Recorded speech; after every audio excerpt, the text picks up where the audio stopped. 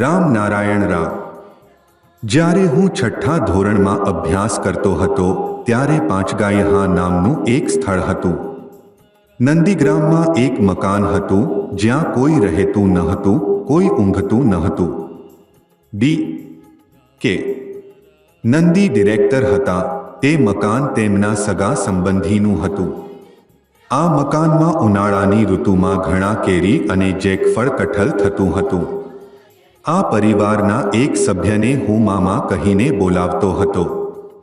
તેમણે કહ્યું, બધાને તારા સાથે મળવું છે. હું તેમના સાથે ગયો. રાત્રે તે મકાનમાં રહેવા કહ્યું. પહેલાં તો કશું કહ્યું નહીં. મારી સાથે મારો એક મિત્ર પણ હતો જે મને ગોસાઈ કહીને બોલાવતો હતો. રાત્રે અંદાજે 2 વાગ્યા હશે ત્યારે તે બોલ્યો, ગોસાઈ, એક બાળક જઈ રહ્યો છે. એક દીવો બળતો હતો, કસે ફૂંક મારીને તેને બુઝાવી દીધો. પછી ફરી બોલ્યો, ગોસાઈ, બાળક રડી રહ્યું છે, એને એની મા પાસે લઈ જઈ.